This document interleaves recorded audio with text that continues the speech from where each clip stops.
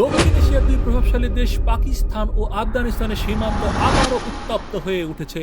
গত বছরের উত্তেজনা ও বৈরিতা এবার রক্তক্ষয়ী সংঘর্ষের রূপ নিয়েছে, যাতে দুই পক্ষের অনেক সৈন্যের প্রাণহানি ঘটছে।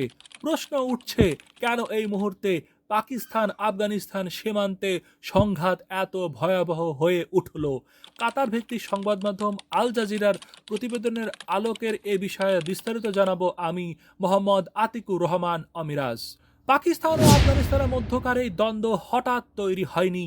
এর কেন্দ্রবিন্দুতে রয়েছে প্রায় ১৩০ বছর আগের একটি চুক্তি। ১৮৯৩ সালে আফগান আমির আব্দুর রহমান খান ও ব্রিটিশ ভারতের পররাষ্ট্র সচিব স্যার মর্টিয়ার ডুরান্ডের মধ্যে একটি সীমান্ত চুক্তি স্বাক্ষর হয়, যা ডুরান্ড চুক্তি নামে পরিচিত। এই চুক্তিতে আফগানিস্তানের ভেতরে পশতু অধ্যুষিত অনেক এলাকায় ব্রিটিশ ভারতের অংশ হয়ে যায়। পরে এই সীমান্ত ডুরান্ড লাইন নামে পরিচিতি পায়। ব্রিটিশদের নির্ধারিত এই সীমান্ত পাকিস্তানে স্বীকৃতি দিলেও আফগানিস্তান কখনোই তা মেনে নেয়নি। এমনকি পাকিস্তানের জাতিসংঘের সদস্য পদেও আফগানিস্তানে ছিল একমাত্র দেশ যে এর পক্ষে ভোট দিয়েছিল। আফগানিস্তানের মতে এটি অন্যায় উপনিবেশিক সিদ্ধান্ত, যা তাদের মানুষ ও ভূখণ্ডকে বিভক্ত করেছে। তালেবান সরকারের উপপররাষ্ট্রমন্ত্রী শের মোহাম্মদ আব্বাস ইস্তানিক যাই বলেন, আমরা কখনোই ডুরান্ড লাইন স্বীকার করব না। আজকের অর্ধেক আফগানি ওই লাইনের ওপারে পড়ে আছে। এটি একটি কাল্পনিক রেখা ছাড়া আর কিছুই না। ১৯৮০ দশকে সোভিয়েত আগ্রাসনের সময় পাকিস্তান ছিল আফগান মুজাহিদদের আশ্রয়স্থল। মার্কিন যুক্তরাষ্ট্রের সহায়তায় ইসলামাবাদ তখন কাবুলের সবচাইতে ঘনিষ্ঠ মিত্র। সোভিয়েত সেনারা চলে যাওয়ার পর মুজাহিদদের ক্ষমতা লড়াই শুরু হয় এবং তখন পাকিস্তান তালেবানের পাশে দাঁড়ায়।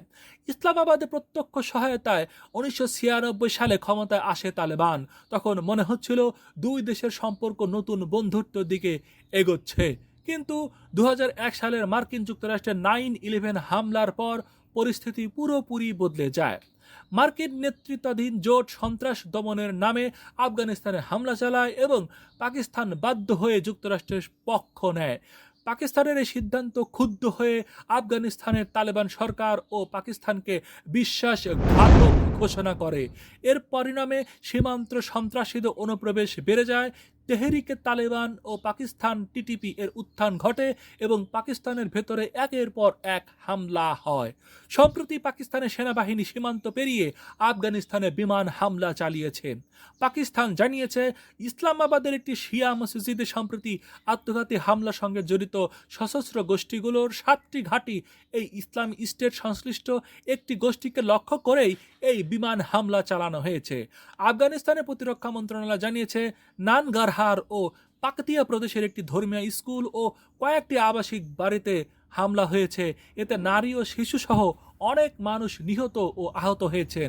আফগান সূত্র বলছে, শুধু নানগারহারে অন্তত 17 জন মানুষ নিহত হয়েছে।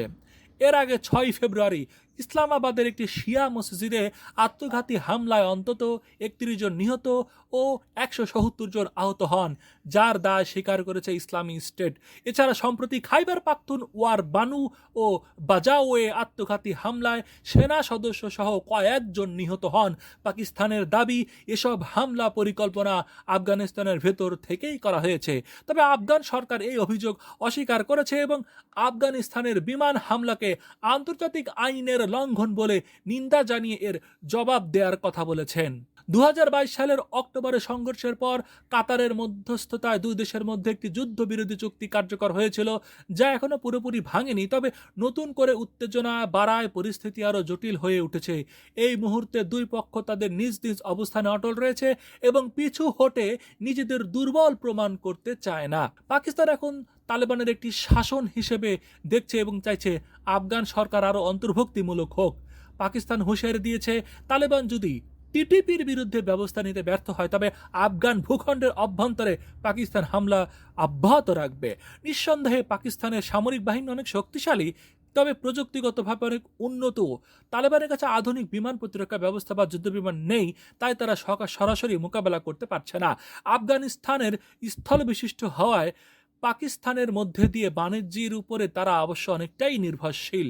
উত্তেজনা কমাতে ও রাজনৈতিক সংলাপ শুরু করতে এখনই দরকার এমন বিশ্বস্ত মধ্যস্থতাকারী যার উপরে দুই পক্ষেরই আস্থা রয়েছে। মধ্যপ্রাচ্যের মুসলিম দেশগুলো বিশেষ করে কাতার ও সৌদি আরবে ভূমিকা নিতে পারে। শান্তি স্থাপনের জন্য দুই দেশের নেতাদের সত্যিকারের ইচ্ছা প্রয়োজন, কারণ যুদ্ধের মূল্য অনেক বেশি। আফগান নেতাদের উচিত আফগানিস্তানের সঙ্গে বন্ধুত্বপূর্ণ সম্পর্ক গড়ে তোলা ও পাকিস্তানের উচিত আফগান নীতিতে এবং ভারত বিরোধী মনোভাব সরিয়ে নেওয়া। পাকিস্তান আফগানিস্তান অঞ্চলে আরও একটি যুদ্ধ আসলে কেউই সহ্য করতে পারবে না।